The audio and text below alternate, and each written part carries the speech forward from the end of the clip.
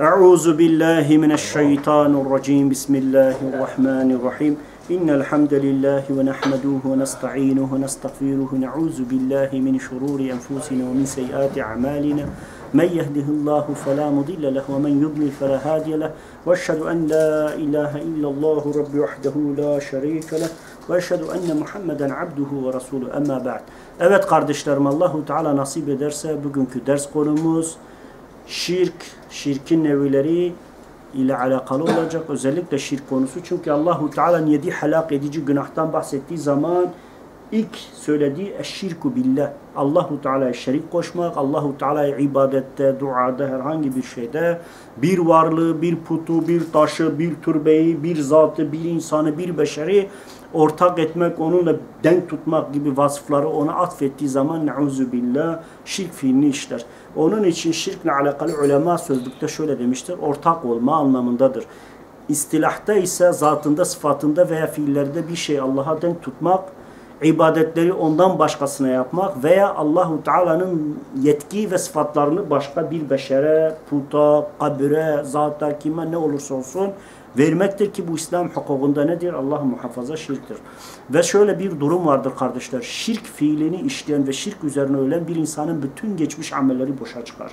Hiçbir şekilde namazı, orucu, ibadeti, taati, hiçbir Allahu Teala'nın ondan hoşnut olacağı bir amel onunla beraber kıyamet günü mahşer meydanına asla gitmez. Şirk fiilini işleyen bir insan Allahu Teala açık bir iftira etmiştir.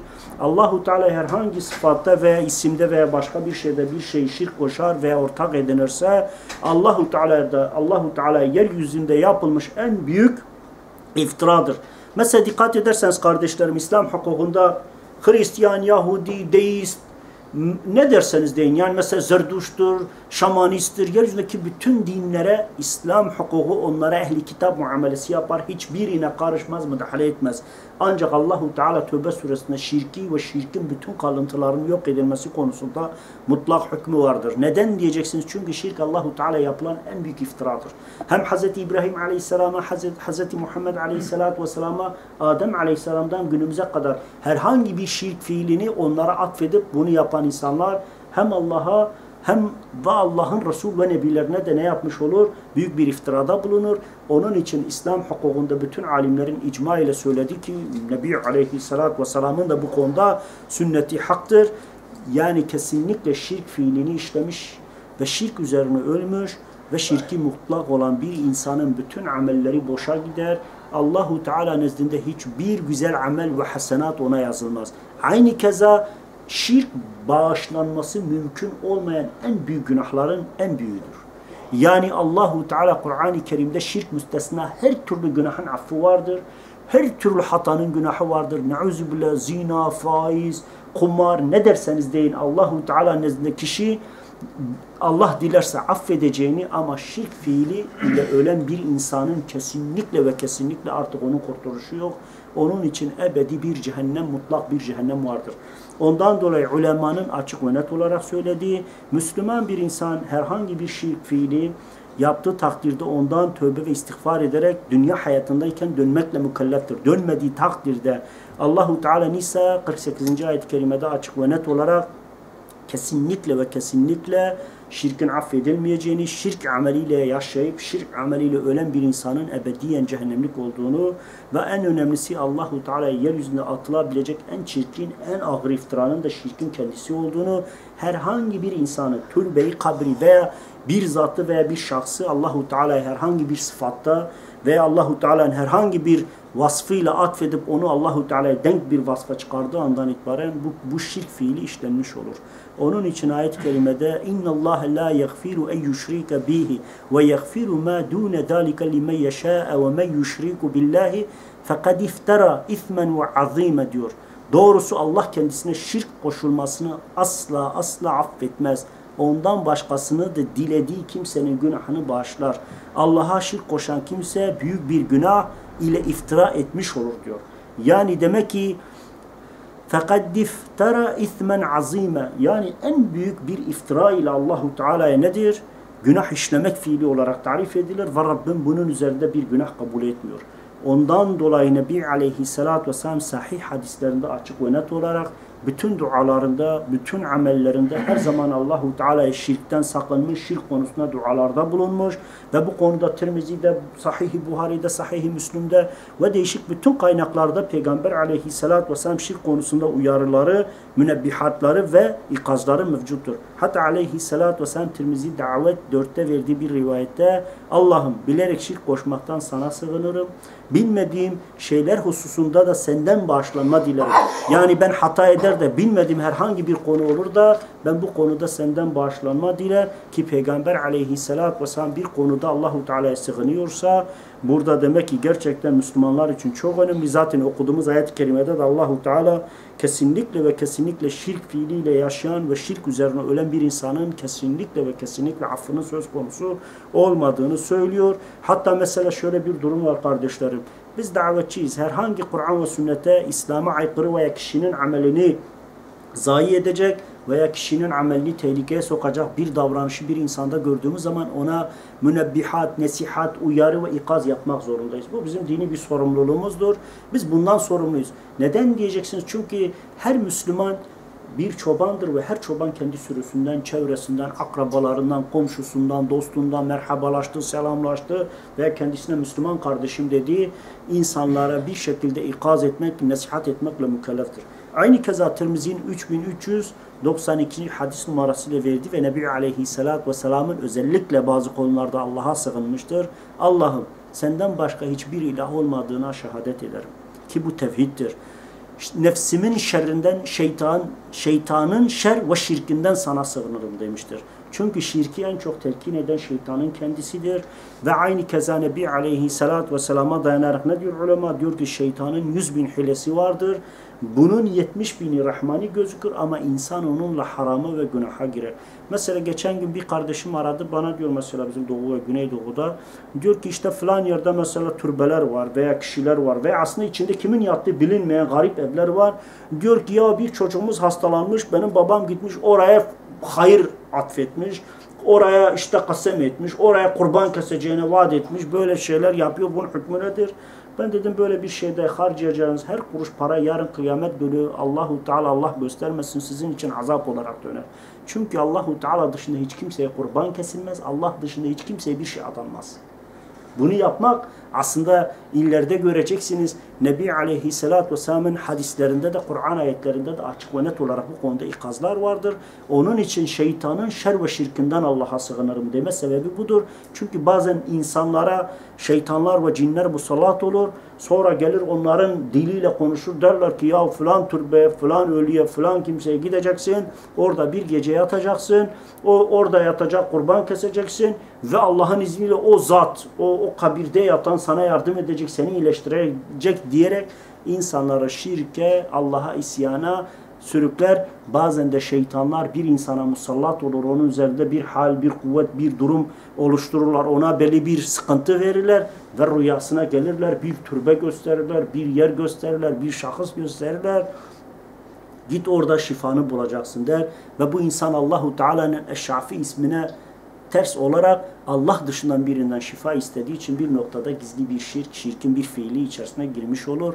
Onun için gerçekten Nebi Aleyhisselatü Vesselam bu duası da çok çok önemli. Tirmizi'nin 3392 hadis numarasıyla özellikle kullandığı tabir çok da yerinde. Diyor ki Allah'ım senden başka hiçbir ilah olmadığına şehadet ederim. Yani senin tekler, tevhid üzerine iman ederim. Nefsimin şerrinden, şeytanın şer ve şirkinden sana sığınırım diyerek aslında şeytanın insanları şirke sürüklediğini çünkü insanların mutlak küfrünün ebedi cehenneminin tek yönteminin şirk olduğunu iyi biliyor. Yani İslam dışındaki bir ideolojiye bir Müslümanı çıkardığı zaman herhangi bir amelde Allahu Teala'ya şerik koştuğu zaman o insanın amelinin iptal olacağını, imanının zayi olacağını, her şeyin yok olup gideceğini bildiği için şeytan onu o fiile iter. O fiile iter ve o fiilin içerisine sokmaya çalışır. Onun için Nebi Aleyhisselatü Vesselam dualarında özellikle bunu çok dillendirmiş. Zaten Yusuf Suresi 106. ayet-i kerimede de Allahu Teala insanların çoğunun illa Allahu Teala'ya bir şeyleri şerik koştuklarını söylüyor. İlla imanda da bir şeyleri Allahu Teala'ya şerik koştuklarını yani açık ve net olarak bildiriyor. Onun için kardeşlerim biz şirk kavramının üzerine çok duruyoruz. Şirk çok önemli bir meseledir. Çünkü Allahu Teala nezdinde Allah'a yapılabilecek en büyük iftira olduğu gibi Allahu Teala'nın Kur'an'da açık ve net olarak asla affı yok dediği fiillerden, amellerden biridir. Yani günahların en büyüklerinden Nebi Aleyhisselatü Vesselam 7 helak edici günah dediği zaman eşşirku billah dedi. Yani Allahu Teala'ya şerik koşmak, Allahu Teala'ya bir türbeyi, bir kabri, bir zatı, bir putu, bir şahsı, bir varlığı Allahu Teala'ya denk tutmak, Allahu Teala gibi onun da şerrinden emin olmak için belli şeyler yapması, onun dışında Allah dışında birine ibadet etmesi, Allahu Teala dışında birine kurban kesmesi, Allahu Teala dışında birine sığınmak, ondan imdat istemek veya ona medet ummak gibi bir şeyler hepsinin kesinlikle caiz değil ve İslam hukukunda yeri yoktur. Allahu Teala ve ma yu'minu ekseruhum billahi illa ve hum müşrikun diyor. Onların çoğu ortak koşmadan, yani Allahu Teala'ya bir şeyleri şerik koşmadan Allah'a inanmazlar diyor. Yani Allahu Teala burada açık ve net olarak bir ikaz yapıyor. Tabi burada kastettiği Mekke müşrikleridir. Ayet-i kerimede zikredilen topluluk Mekke'nin müşrikleriydi. Onlar Allah'a inanıyorlardı. İsmini de Beytullah diyorlardı Kabe için. Ama aynı keza 360 tane Allahu Teala ile kendi aralarına şerikler, yardımcılar, işte süm'aşa, küçük ilahlar, küçük Rabler bilmem neler diyerek diyorlardı ki işte biz buna kurbanlarımızı kesiyoruz, o kanları Allah'a ulaştırıyoruz. Biz buna dileklerimizi aktarıyoruz, o Allahu Teala'ya dileklerimizi ulaştırıyor. Böyle şeyler diyerek onun şirkin fiilini işlediklerini Yusuf 106. ayet-i kerimede bildiriyor. Ve ma yu'minu ekseruhum billahi illa ve hum müşrikun. İşte burada demek istediği budur. Çünkü Mekke müşrikleri hem Allah'a inanıyordu, aynı keza Allahu Teala'nın da 360 tane yardımcısı veya amelinde ortağı, duada ortağı kabul ettikleri putları, sanımları vardı. Onun için Allahu Teala o insanların imanda şirki bu şekilde koştuklarını açık ve net olarak bildiriyor. Nitekim Allahu Teala mümin olan insanların amellerinin kabul şartı da onların muhsin olması, yani tevhid ehli olmaları, Allahu Teala hiçbir şey şerik koşmamaları, tabiri caizse usulüne uygun olarak Kur'an ve sünnete tabi olmaları, Kur'an ve sünnetin emrettiğine riayet edip sarılmak, Kur'an ve sünnetin aslında olmayan şeyden sakınmak olarak tarif ediyor. Lokman 22. ayet-i kerimede de وَمَنْ يُسْلِمْ وَجْهَاهُ اِلَّا اللّٰهِ وَهُوَ مُحْسِينٌ فَقَدْ اِسْتَمْسَاكَ بِالْعُرْوَةِ الْوُسْقَى وَاِلَّا اللّٰهَ عَقِيبَةُ الْاُمُورِ diyor. Muhsin, muvahhid olarak Allah'a itaate yönelen kimse muhakkak sapasağlam bir kulpa sarılmıştır.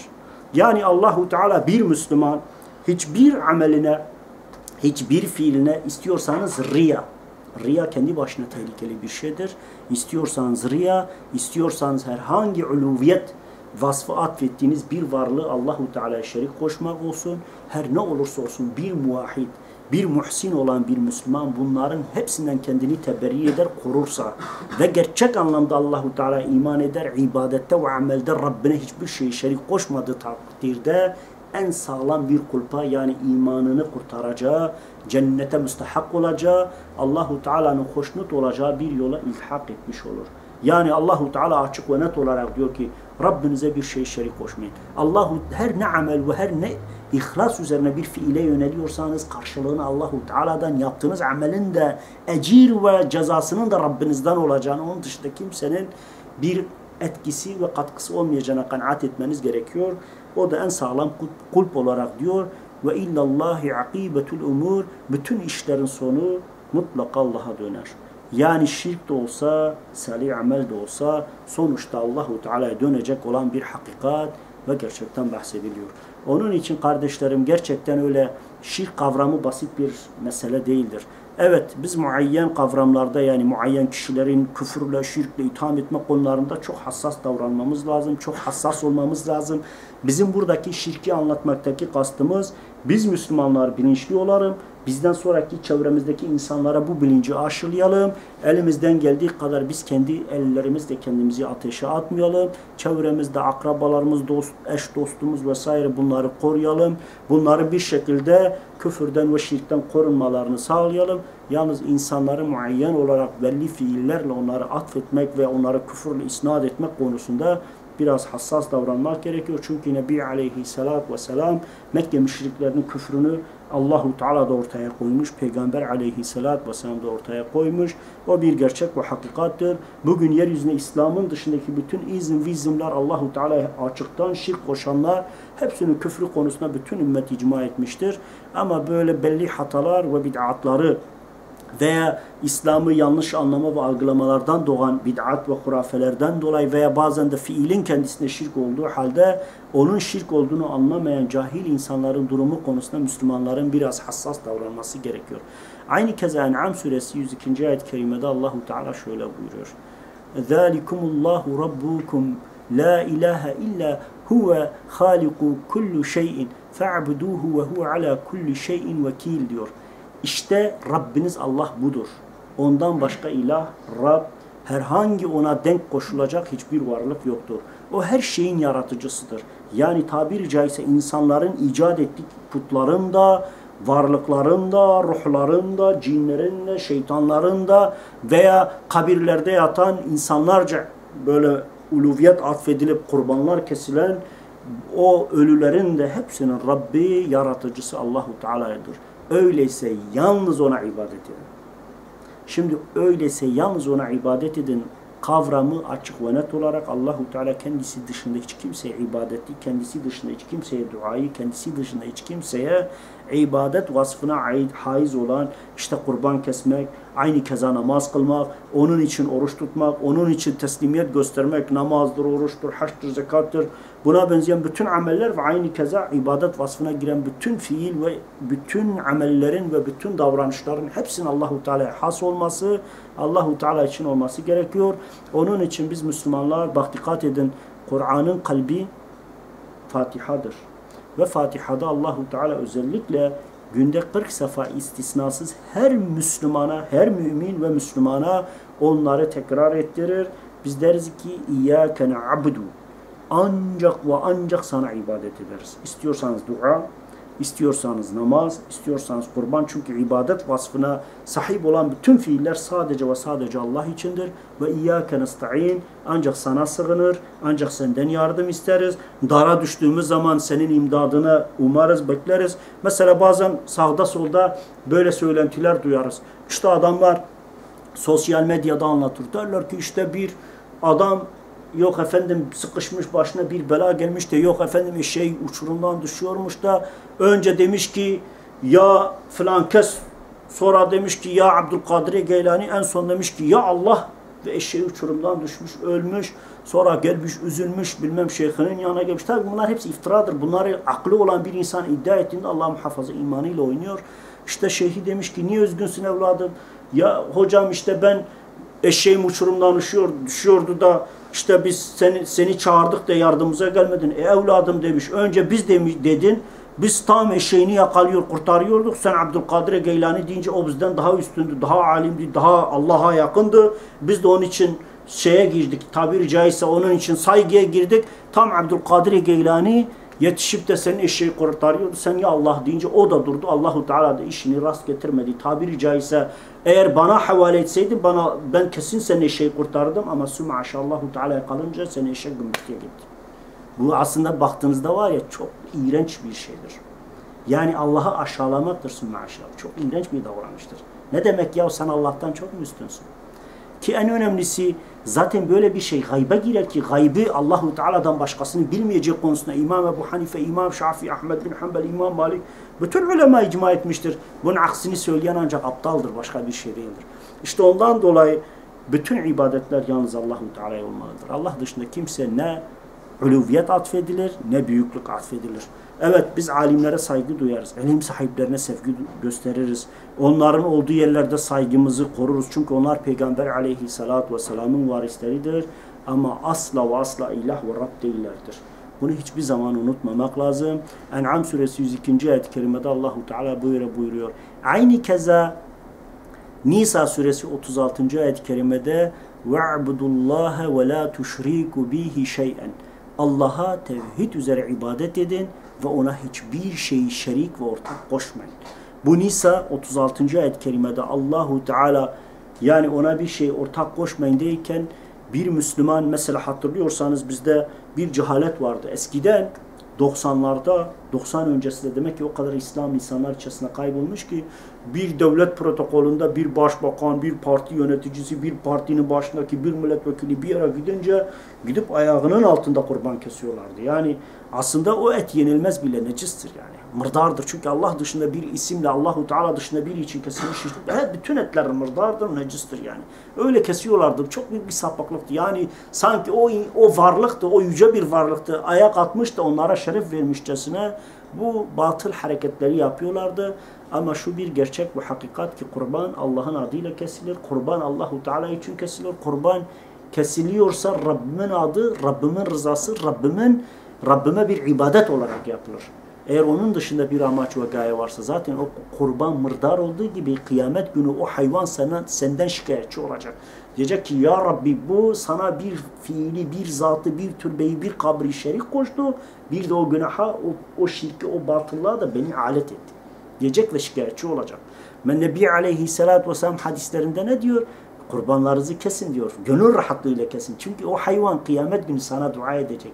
Diyecek ki Rabbim beni ulvi bir amaç için kesti. Sana ibadet amacıyla beni sana adadı.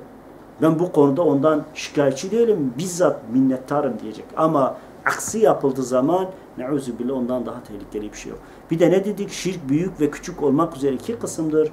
Büyük olan şirk kişiyi ebediyen cehennemlik yapar. Eğer dünya hayatı içerisinde tövbe ve istiğfar etmez, geri adım atmazsa. Çünkü bazı insanlar var, şirki açıkça işliyor. Nasihat ve öğütlere de kulak asmıyor. Hiç oralı olmuyor. İşte ondan dolayı Maide 72. ayet-i kerimede Allahu Teala açık ve net olarak şirkin ebediyen kişiyi cehenneme sürüklediğini, Allahu Teala'ya şirk koşan için bir kurtuluş olmadığını, herhangi bir şirki fiil üzerine ölen bir insanın amellerinin başta dediğim üzere mırdardır, necistir. Namazı bile Rabbim tarafından kabul edilmez. Onun için ayet-i kerimede Allahu Teala şöyle diyor. Men yushriku billahi fekad haramallahu aleyhil cennate ve me'vâhun nâru diyor. Allahu Teala diyor ki kim Allah'a şirk koşarsa muhakkak ki Allah onu cenneti haram kılmış, varacağı yer olarak da cehennem ateşidir diyor. Yani oradadır. Ve zalimler için hiçbir yardımcı olmadığını da açık ve net olarak min ensar diyor. Onlar için de bir yardımcı, onları kurtaracak hiçbir şey yoktur. Yani kim Allahu Teala'ya şirk koştu, asla cennete girmeyecek. Cennet onun için ebediyen haramdır. Aynı keza onun mevası yani varacağı yer, onun oturacağı yer, onun kalacağı yer cehennemdir diyor. وَمَا لِلْظَالِم۪ينَ مِنْ ansar ve zalimler için hiçbir kurtarıcı, hiçbir şefaatçi, hiçbir kimse yok. Mesela biz iman üzerine öldüğümüz zaman günahkarız. Belki kebair günahlarımız vardır. Bizim için bir ensar vardır. Muhammed Aleyhisselatü Vesselam şefaati haktır. Aleyhisselatü Vesselam kendi ümmeti için şefaat edecektir. Hatta kabri üzerinde yazan meşhur bir hadis vardır. Diyor ki Aleyhisselatü Vesselam benim şefaatim ümmetimden büyük günah işleyenler içindir. Büyük günah işleyenler içindir. Allah muhafaza nefsine yenildi, zina yaptı. Allah muhafaza nefsine yenildi, bir seferliğine faiz yedi. Ve buna benzer bir günah işledi. Ama sonra pişman oldu. Allahu Teala'ya döndü, o ameli, o fiili terk etti. Ama yarın kıyamet gününe gitti, işlediği günahları ağır bastı. İşte Nebi Aleyhisselatü Vesselam şefaati var. Çok garip. Ayet-i kerimede bu şefaatin de bunlara ulaşmayacağını söylüyor. Hiçbir şefaat, hiçbir Resul ve Nebinin veya şehidin şefaati bunlara fayda vermeyecek. Tabiri caizse bazen böyle imandan sonra küfre dönenler vardır ve ayet-i kerimelerde Allahu Teala mahşer meydanını anlattığı zaman diyor ki onlar tam böyle peygamberlere yönelecek, onlardan yardım isteyecek, onların onlar için şefaat istemesini ve dilemesini istedikleri zaman diyor aralarına azap melekleri girecek ve diyecekler ki ey Resul ve Nebi bunlar sizden sonra bu davayı sattılar, dinlerinden döndüler. Bunların sizinle bir bağı, sizin de bunlarla bir bağınız yok diyor. Ve bunlar artık tabiri caizse cehenneme ayrılan koyunlar gibi olurlar. Onun için açık ve net olarak şunu hiçbir zaman unutmamak lazım. Yani gerçekten Allahu Teala şirkin affının olmadığını, yani illa kim kendini şirke bulaştırırsa kendi eliyle kendisini mahvedeceğini açık ve net olarak söylüyor. Başka bir ayet-i kerimede, Tövbe 11. ayet-i kerimede Allahu Teala diyor ya, her müşrikleri nerede bulursanız Tövbe suresinde, onları nerede bulursanız öldürün vesaire hükmünü veriyor. Ondan sonra bir şart koşuyor. فَاِنْ تَابُوا وَاَقَامُوا الصَّلَاةَ وَآتَاءُوا الزَّكَاةَ فَاِخْوَانُكُمْ فِي الدِّينِ وَنُفَصِّلُ الْآيَاتِ لِقَوْمِ يَعْلَمُونَ diyor. Allahu Teala eğer onlar şirkten tövbe edip namazlarını kılar, zekatlarını verirlerse artık onlar sizin dinde kardeşlerinizdir diyor. Tövbe suresi 11. ayet-i kerime. Yani Allahu Teala şirkten dönüş, tövbenin kişiye fayda vereceğini ama şirkten dönmeyenin, o şirk küfrü üzerinde devam eden insan içinde bir kurtuluşun açık ve net olarak olmadığını söylüyor. Onun için kardeşler gerçekten bizim buna çok dikkat etmemiz lazım. Çünkü Zümer suresi 3. ayet-i kerimede iyi bilin ki halis, katıksız din yalnız Allah'ındır. Onu bırakıp da başka veliler edinen, mesela Allahu Teala ibadet etmeyi, kurban kesmeyi terk eden Mekke müşrikleri ne yaptılar? Birilerini Allahu Teala'ya kendilerini yaklaştıracağına inandıkları için putları, sanamları ağaçtan, oydukları kemiklerden, taşlardan veya düşün ki Sümerlerin, Lidyaların, İskitlerin vesaire şeylerin geçmişte yaptığı kralların heykellerini pazarlarda buldular. Bunları Rab edinip getirip Kabe'ye koydular. İşte bunlardan da dediler ki Hz. Muhammed Aleyhisselatü Vesselam'a, hatta Necaşi'ye de diyorlar. Necaşi diyor ki ya bunun bir Rabbinden bu kadar şey çıkarken sizin 360 Rabbiniz niye susuyor? Onlar diyorlar ki putları yanlış anlatıyorlar. Biz putları değil, o putların temsil ettiği ruhları, o ruhların vasıfları ve niteliklerini tarif ediyorlar. Mesela Hz. Nuh Aleyhisselam'ın kavminin putperestliğe başlamasının altında ne vardı? Salih zatlar vardı. Hz. Adem Aleyhisselam'dan sonra çok salih insanlar gelmiştir. Ve bu salih insanlar gerçekten insanları Allahu Teala'ya davet etmişlerdir, ibadet etmişlerdir, tevhid ehlidirler. Sonra kendileri vefat etmeye başlayınca toplumun içerisinde onlara karşı bir hasret oluştu. Şeytan hemen oyununu devreye soktu. Hemen kozuyla oynadı. Ne dedi? Siz dedi eskisi gibi onları meclislerinizde görmek istemez misiniz? Onları görmek istemez, onları gördükçe de davanızı hatırlamak istemez misiniz diye sorduğu zaman elbette onlar da evet istiyoruz dedi. O zaman resimlerini yapın dedi. Resimlerini yapın ya. Resimlerini yapın, evlerinize alsın. Hatırladıkça, onları gördükçe davanızı hatırlayacaksınız. Rabbinizi hatırlayacak, amacınızı hatırlayacak onun üzerine. Sonra diyor ki bir müddet geçti. Sonra şeytan geldi dedi ki peki hadi duvarlara astınız. Peki meclislerinizde görmek istemez misiniz? İstiyoruz. O zaman heykellerini yapın dedi. Bunlar heykelleri de yaptı.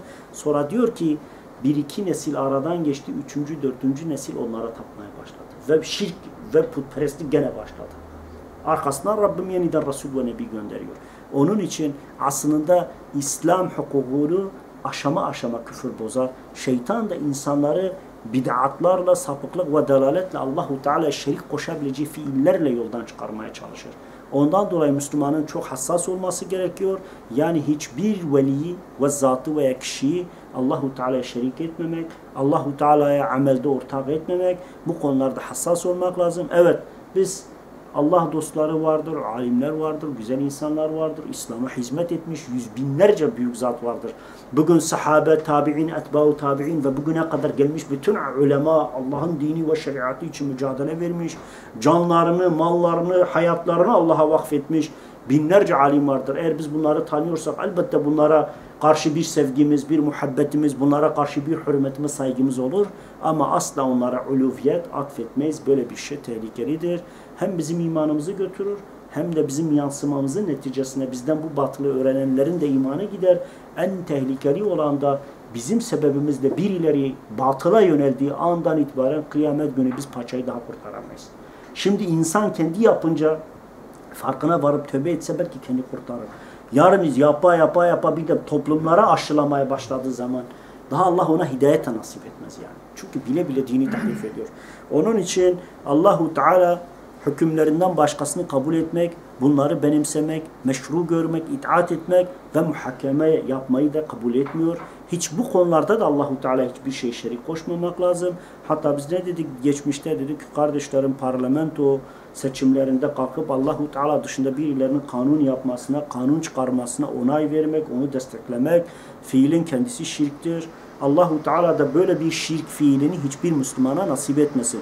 Çünkü biz şunu çok iyi biliyoruz ki İtaat Allah ve Resulünedir, Kur'an'a ve sünnetedir, onun dışında değildir. Onun için Allahu Teala Subhanahu ve Teala şöyle buyuruyor. فَلَا وَرَبُّكَ لَا يُؤْمِنُونَ حَتَّى يُحَكِّمُوكَ فِي مَا شَجَرَ بَيْنَهُمْ ثُمَّ لَا يَجِدُوا فِي أَنْفُسِهِمْ خَرَاجًا مِمَّا قَضَيْتَ وَيُسَلِّمُوا تَسْلِيمًا diyor. Hayır, hayır. Senin Rabbine andolsun ki onlar aralarında çıkan çekişmeli işlerde seni hakem yapıp, seni derken Kur'an ve sünneti hakem yapıp, sonra verdiğin hükme içlerinde hiçbir sıkıntı duymaksızın tam bir teslimiyetle boyun eğmedikçe iman etmiş olamazlar diyor. Bu Nisa 65. ayet-i kerime. Yani Allahu Teala aslında biz daha önceki derslerimizde ve sohbetlerimizde ne dedik? Dedik ki hüküm koymak Allah ve Resulüne aittir. Şari ve kadı, şari Allah ve Resuludur. Yani hükmü Kur'an ve sünnet belirler ki Resul, Allah'ın Resulü derken açık ve net olarak ayet-i kerimelerde de Allahu Teala Peygamber aleyhissalatu vesselam helal ve haram etme etkisi olduğunu, Allahu Teala bunu verdiğini, çünkü Allahu Teala vahiy matlub ve gayri matlub olarak iki şekilde vahiy Nebi aleyhissalatu vesselam'a aktardığını, Peygamber aleyhissalatu vesselama vahiyden gayri bir şeyle konuşmadığını, tabi bazı meali zihniyete sahip olan bid'at ehli olanlar ya der ki vahiyden başka bir şeyle sorumlu değilken akli bir ahmaklık, diyor ki burada Kur'an söyleniyor. Hayır. وَمَا يَنْتِقُ عَنِ الْهَوَا اِنْ هُوَ اِلَّا وَحْيُهُ. O her ne konuştuysa vahidir diyor. Bitti yani.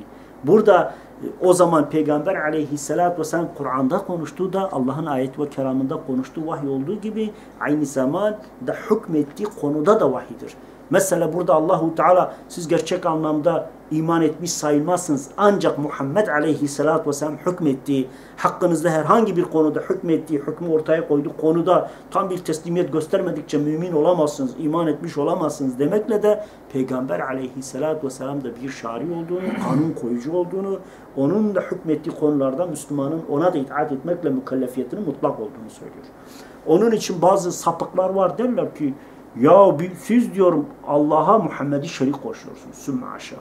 Allahu Teala Kur'an-ı Kerim'de ya eyyühellezine amenu eti'ullah ve eti'ur rasul. Allah'a ve Resulüne itaat edin, hem de mutlak itaat edin. Çünkü o itaat imani bir itaattır diyor. Ve ulul emri minkum kelimesinde de sizden olan herhangi biri de olabilir. Emir sahiplerine de itaat edin ama oradaki itaat mutlak itaat olarak dillendirilmiyor. Onun için burada Nisa 65. ayet-i kerimede de Allahu Teala açık ve net olarak Peygamber aleyhissalatü vesselam hükmettiği konuda Peygamber'e itaat de İslam'ın ve imanın bir gereğidir. فَلَا وَرَبُّكَ لَا يُؤْمِنُونَ حَتَّى يُحَكِّمُوكَ فِي مَا شَجَرَ بَيْنَهُمْ ثُمَّ لَا يَجِدُوا فِي أَنْفُسِهِمْ خَرَاجًا مِمَا قَضَيْتَ وَيُسَلِّمُوا تَسْلِيمًا diyor. Yani Allahu Subhane Teala hayır Rabbine andolsun ki onlar aralarında ihtilaf ettikleri her konu, hayatın her alanında şer'i ve gayri şer'i veya insanın ticari, ailevi her konuda herhangi bir konuda ihtilaf ettiği konuda Muhammed aleyhissalatü vesselam verdiği hükmü itaat konusunda, teslim olmak konusunda, boyun eğmek konusunda hiç tam bir teslimiyet göstermediği müddetçe kişinin mümin olamayacağını söyler. Ve gaybı Allahu Teala dışında kimse bilemez. Mesela bazen duyuyorum sosyal medyada değişik yerlerde işte diyorlar ki eğer şeyhin diyor senin günde gece yatarken kaç sefer sağa kaç sefer sola yattığını görmüyorsun, bilmiyorsa gitsin dağda eşkıya olsun, gitsin çoban olsun veya işte Allah dostları insanın gaybını bilir, cennetini, cehennemini bilir, yarınını görür. Böyle şeylerin hepsinin ne'uzubillah şirk fiili olduğunu söylüyor ve bakın Allahu Teala Nemir 65. ayette şöyle buyuruyor. قُلْ لَا يَعْلَمُ مَنْ فِي السَّمَاوَاتِ وَالْأَرْضِ الْغَيْبَ اِلَّا اللّٰهُ diyor. De ki göklerde ve yerde Allah'tan başka gaybı kimse bilemez. Kimse bilemez. Muhammed aleyhissalatü vesselam da bilemez. Hazreti Adem de bilemez. Melekler de bilemez. Hiç kimse bilemez. Gaybi Allahu Teala dışında hiçbir varlık bilmez. Hatta cinlerin gaybi bildiğini iddia etmek de şirkin bir nevisidir. Veya bir alimin, bir şeyhin veya bir zatın veya bir kimsenin gaybi bildiğini iddia etmesi de neuzubillah şirktir. Onun için buna da çok dikkat etmek lazım. Nebi Aleyhisselatü Vesselam kahinlere gitmeyi şirk ve küfür olarak görmüştür. Bütün ulema icma etmiştir. Bir kahine ya diyor ki fala bakıyor ya, bir sallak alçıyor, kahve içiyor, arkasından kahveyi bir evirip çeviriyor, içinden kehanetler uyduruyor. Zaten sen o fala inansan bile o bir şirk türüdür yani. Neuzubillah. Onun için gaybden haber veren ve onun verdiği haberi tasdik eden kişi mutlak kafirdir. Kesinlikle. Resulullah sallallahu aleyhi ve sellemin Ebu Davud'un 3905'te İbn-i Mecah'ın 3726 hadis numarasıyla verdiği Allah'ın zikrettiği dışında yıldızlar ilminden bir bölüm alan kimse sihirden bir bölüm almış olur. Müneccim kahindir. Kahin sihirbazdır. Sihirbaz kafirdir diyor. Bu kadar basit. Yani bir insan bazen diyorlar ya filan kimse var işte gaybi biliyor. Filan cinci var, şunu biliyor, bunu biliyor. İnsanlar gidip fallarını veya kendileriyle alakalı böyle efendim, yok efendim Kur'an şey yapıyor. Bir tane zındık var. Çıkıyor bazen televizyonlarda diyor ki sümme aşağı, gaybi bilmek küfürdür. Biz Kur'an'dan açarız. Biz işte efendim bilmem ne yapıyoruz. Hepsi küfür türleridir. Çünkü Kur'an-ı Kerim'i de sihire ve büyüye gaybe katmak da kendi başına bir sapıklık ve küfürdür. Onun için Nebi Aleyhisselatü Vesselam kahin, sihirbaz, cinci, müneccim buna benzeyen hepsine gidip onlardan gayble alakalı haber almanın kişiyi küfre sokacağını söylüyor. Hatta kim bir kahine gidip onun söylediğini doğrularsa Allah'ın ve Muhammed'e indirdiğini dışına mutlaka çıkmıştır diyor. Yani hatta bir hadisinde de Hz. Muhammed'in getirdiğine sırtını dönmüştür. Yani İslam'ı inkar etmiştir diyerek aslında bu kadar tehlikeli bir şey olduğunu söylüyor. Şirk Allah'ın asla bağışlamayacağı en büyük günahlardandır. Nitekim Nisa suresi 116. ayet-i kerimede اِنَّ اللّٰهَ لَا يَغْفِيرُ اَنْ يُشْرِيكَ بِهِ وَيَغْفِيرُ مَا دُونَ ذَٰلِكَ لِمَنْ يَشَاءُ وَمَنْ يُشْرِكُ بِاللّٰهِ فَقَدْ ضَلَّ ضَلَالًا بَعِيدًا diyor. Allahu Teala Allah kendisine şirk koşulmasını asla bağışlamaz. Bundan şirkten daha hafif günahlar ise dilediği kimse için bağışlar. Kim şirk koşarsa, kim herhangi bir varlığı, bir şeyhi, bir alemi, bir zatı, bir kahini, bir büyücü, bir nazar boncuğu da dahil olmak üzere bir şey Allahu Teala'ya şerik koşup Allah'ın herhangi bir vasfını ona atfederse o çok yakın olan bir sapıklık ve dalalet üzerindedir diyor. Bu kadar basit. Onun için gerçekten bizim buna çok dikkat etmemiz lazım. Çünkü ne dedim? Şirk bütün amelleri ifsada sürükler, insanın bütün amelini çöp eder, insan bütün Allahu Teala için yaptığı her şeyi mahveder, götürür. Bugün insanların değişik şirk hareketleri, vasıfları vardır. Mutlaka buna çok dikkat etmemiz lazım. Mesela ben size şunu söyleyeyim. Biz Müslümanlar olarak elimizden geldiği kadar böyle partidir, purttur, şu parti, bu parti, şuna oy vereceğim, buna oy vereceğim, şunu destekleyeceğim, bunun yanında yer alacağım. Asla bunlardan uzak durması lazım. Çünkü İslam hukukunda şöyle bir kavram vardır. Allahu Teala kendisine hükümde ortak kabul etmediğini, kim Allahu Teala hükümde ortak olmaya kalkarsa ancak sapıklık ve dalalet üzerine olduğunu açık ve net olarak söylüyor. Onun için Allahu Teala hükümde yani kanun koymada kendisine şerik koşmuyorsa bizim de bu konuda dikkat etmemiz lazım. Ve la yushriku fi hukmihi ahadda. Allah hüküm koymada, kanun çıkarmada kendisine ortak kabul etmez. Bu hangi ayet-i kerime? Kehf 26. ayette ne diyor? Ve la yushriku fi hukmihi ahadda diyor. Allah kendisine hükümde şerik kabul etmez. Nitekim Yusuf suresi 40. ayet-i kerimede de innil hukmu illa lillah diyor. Hüküm ancak Allah'ındır. Yani ancak Allah kanun çıkarır. Ancak Allahu Teala yasamayı, yürütmeyi belirler. Neyin helal, neyin haram olduğuna ancak ve ancak Allahu Teala karar verir. Allah dışında kimse anayasa çıkaramaz. Allah dışında anayasa çıkaranlar Allah'a şerik koşanlardır. Onları destekleyenler de bir cüz onun ortaklarıdır. Artık tabiri caizse bilerek bir kemalist, bir komünist, ateist olarak bu fiili yapıyorsa müşrik kafirdir yani. Dinle hiçbir bağı kalmaz. Ona da çok dikkat etmek gerekiyor. Allahu Teala bize merhamet etsin. Rabbimizi Kur'an ve sünnetten, haktan ve tevhidden ayırmasın. İlahi salli ve sellim ya Rabbi ala habibike Muhammed Mustafa ala ali kulli eshabi kulli ecmain ve şuhedai ve salihin. Lillahi Teala el-Fatiha. Tamam.